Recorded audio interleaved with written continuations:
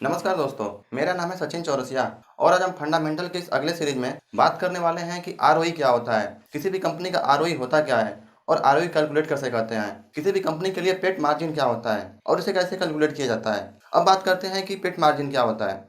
मान लीजिए कि राजीव ने एक बिजनेस स्टार्ट किया। उसने 10,000 रुपये का कोई प्रोडक्ट खरीदा और 10,000 रुपये के प्रोडक्ट को मार्केट में उसने 20,000 रुपये में सेल कर दिया। तो नेट प्रॉफिट क्या होगा उसका? 20,000 माइनस 10,000 अपन 20,000। यहाँ पे 20,000 से क्यों डिवाइड किया? क्योंकि कोई भी नेट प्रॉफिट सेलिंग प्राइस के बेस पे ही निकाला जाता है। यानी कि उसका टोटल नेट प्रॉफिट हुआ नेट प्रॉफिट अपन सेलिंग प्राइस, अर्थात 50%। अर्थात राजीव को 50% का नेट प्रॉफिट हुआ। अर्थात आप कह सकते हैं कि साल के अंत में राजीव का एक्चुअल प्रॉफिट 50% रहा। अब हम बात करते हैं कि किसी भी कंपनी का आरओई क्या होता है और इसे कैलकुलेट कैसे करते हैं। मान लीजिए कि राजीव ने 10,000 रुपये के प्रोडक्ट को 20,000 रुपये में मार्केट में सेल कर दिया। तो आरओई क्या होगा इसका? Net profit upon equity. ये कैसे आता है? ROE, R for return, E for equity.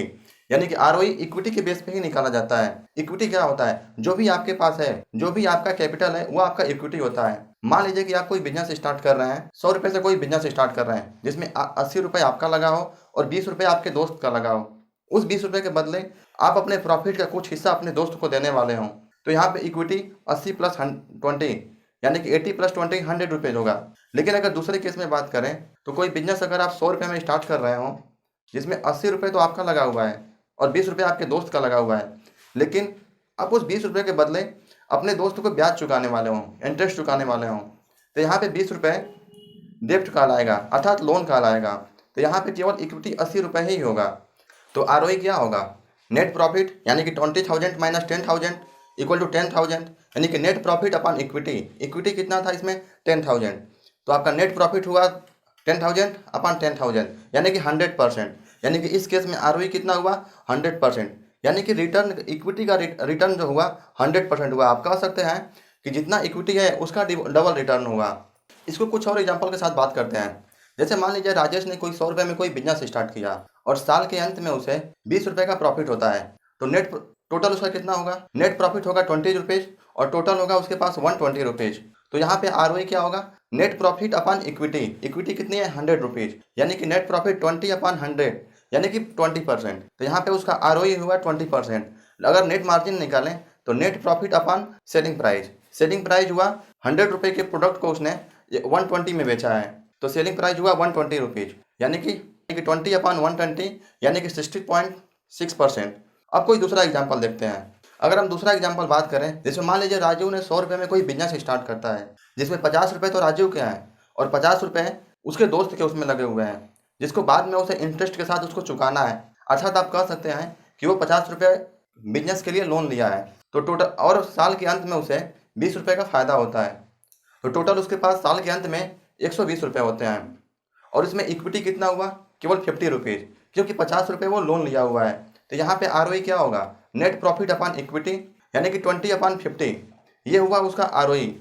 लेकिन अगर 20 अपॉन 50 रुपीज़, यानी कि 30% उसका आरओई हो गया। अर्थात आप कह सकते हैं कि किसी भी कंपनी का आरओई डेप्ट लेके या कर्जा लेके बढ़ाया जा सकता है। अब आप खुद सोचिए कि दोनों ही केस में आपके पास 100 रुपीज़ ही थे बिजनेस करने के लिए, और दोनों ही केस में 20 रुपीज़ का ही प्रॉफिट होता है। अर्थात आप कह सकते हैं कि किसी भी बिजनेस में लोन लेके किसी भी बिजनेस का आरओई बढ़ाया जा सकता है।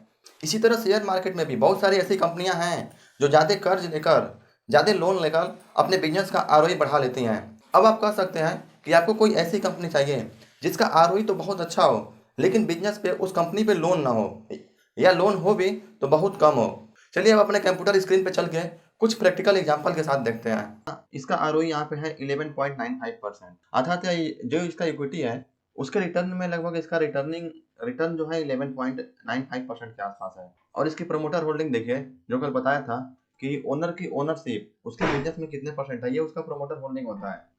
इसका है 56%। ये काफ़ी अच्छा है प्रमोटर होल्डिंग इसका। अभी इसका देखिए मार्केट कैप देखते हैं। मार्केट कैप लगभग 2,16,000 के आसपास है, जबकि इसकी इंटरप्राइज वैल्यू 2,17,000 के आसपास है। और जबकि डेप्ट इस कंपनी में काफ़ी कम है, तो ये एक अच्छा साइन है, क्योंकि इसमें डेप्ट भी काफ़ी कम है।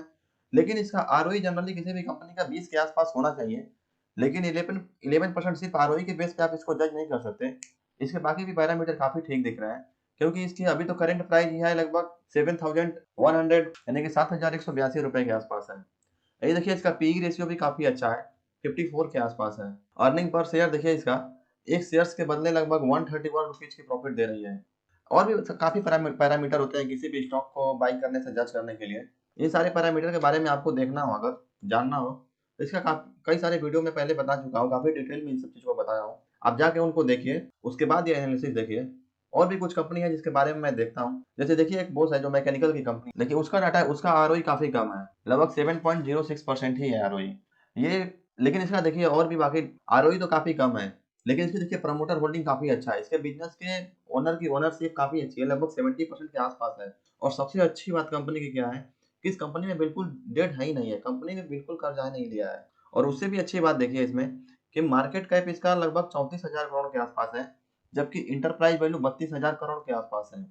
अर्थात ये अगर आप 34,000 करोड़ रुपए अगर इसको बाई करते हैं, आप इस कंपनी को 34,000 करोड़ रुपए में आप बाई कर सकते हैं, तो उसके साथ साथ आपको लगभग 2256 करोड़ रुपए का कैश भी आपको साथ में मिल जाएगा। लेकिन ऐसा नहीं है कि ये बहुत सारे, देखिए इसका अभी ग्रोथ काफी डाउन चल रहा है, क्योंकि अभी कोरोना का टाइम है, तो कोरोना की वजह से शायद इसके सेल्स ग्रोथ काफी डाउन चला गया है, लगभग 20% फाल में गया है। हाँ ये देखिए कल बताया था डिविडेंड यील्ड क्या होता है। अगर कोई कंपनी बिजनेस कर रही है और प्रॉफिट कमाती है, प्रॉफिट का कुछ हिस्सा अगर अपने शेयर होल्डर में बांट देती है, तो जितना ज्यादा हिस्सा बांटेगी उतना ज्यादा डिविडेंड दे रही है। ये काफी कम डिविडेंड दे रही है, तो आप कह सकते हैं कि इसमें ग्रोथ के चांसेस काफी ज्यादा हैं इस कंपनी में। लेकिन इस सारे पैरामीटर यहाँ पे नहीं लिखा हूं मैं, क्योंकि और भी पैरामीटर हैं जिसके बेस पे किसी भी स्टॉक को जज किया जाता है। देखिए ओएनजीसी का भी आरओई लगभग 10% के ही है, सॉरी 10% नहीं, आरओई लगभग 7% के आसपास है, जबकि इसका भी सेल्स ग्रोथ काफी डाउन है। और देखिए इस कंपनी में काफी डेप्ट है, लगभग 83,000 करोड़ इसका मार्केट कैप है, लेकिन डेप्ट लगभग 14,000 करोड़ के आसपास इस कंपनी ने कर्जा लेकर रखा है। और कंपनी का डिविडेंड यील्ड भी 3.02% है। अब कोल इंडिया के बारे में देखते हैं। जैसे देखिए कोल इंडिया का आरओई है लगभग 73% के आसपास, कितना अच्छा आरओई है इसका रिटर्न काफी अच्छा है, इसका ग्रोथ भी, प्रॉफिट ग्रोथ भी काफी अच्छा है। लेकिन यहीं पे इसका मार्केट कैप देखिए, मार्केट कैप लगभग 69 है, ये कि 70,000 करोड़ के आसपास आप इसका मार्केट कैप कर सकते हैं। और इसकी इंटरप्राइज वैल्यू भी ठीक है, 68 के आसपास है।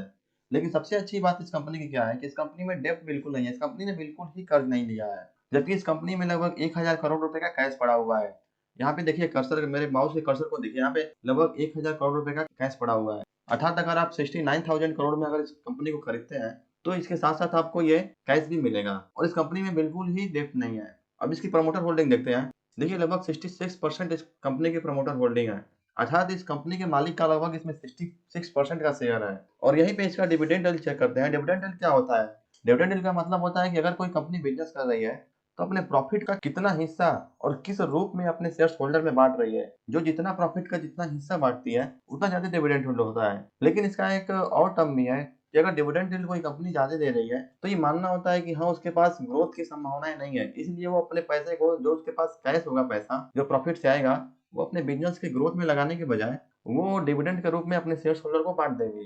तो इसका देखिए डिविडेंड यील्ड यहाँ पे लगभग 10% के आसपास है, काफी ज्यादा है। तो आप ऐसा कह सकते हैं कि कोल इंडिया में ग्रोथ के चांसेस काफी कम है, अर्थात इसके शेयर के प्राइस काफी धीरे धीरे बढ़ेंगे। जो प्रॉफिट होगा वो डिविडेंड के रूप में आपको दे तो देगी, लेकिन इसके शेयर्स के प्राइस काफी स्लो बढ़ेंगे। और भी इसका देखिए, इसका बुक वैल्यू लगभग 27 रुपए है, अर्थात अगर इसकी करंट प्राइस अगर 122 रुपए हो, अगर कंपनी आज इसको बंद होना पड़े, तो आपके एक शेयर्स के पीछे इस कंपनी का जो एसेट रखा हुआ है, वो लगभग 27 रुपए के आसपास रखा हुआ है। अब सवाल ये उठता है कि क्या सिर्फ आरओई के बेस पे किसी भी स्टॉक को पिक करना चाहिए, किसी भी स्टॉक को बाई करना चाहिए? हाँ बिल्कुल, आप आरओई के बेस पे किसी भी स्टॉक को बाई कर सकते हैं, लेकिन उस कंपनी के बाकी फंडामेंटल पैरामीटर ठीक होने चाहिए, जैसे कंपनी का पीई रेशियो, पीबी रेशियो, ये सारे पैरामीटर आपको पहले से देखना होगा, उसके बाद आरओई चेक करना होगा। ये सारे पैरामीटर अगर ठीक हो, तो किसी भी कंपनी के स्टॉक को आप पिक कर सकते हैं। यदि ये सारे पैरामीटर के बारे में आपको सीखना हो, तो इस सबके वीडियो में बना चुका हूँ, इसका लिंक मैं आई बटन में दे दूंगा, जहाँ पे आप जाके इनको देख सकते हैं और सीख सकते हैं कि कैसे भी किसी कंपनी के स्टॉक को पिक किया जाता है, कैसे किसी कंपनी को किस पैरामीटर के बेस पे किसी भी स्टॉक को पिक करना चाहिए। अगर मेरे वीडियो में कुछ डाउट रहा हो तो कमेंट सेक्शन में बताइए, और वीडियो अच्छी लगी हो तो लाइक कीजिए और सब्सक्राइब कीजिए। Thank you.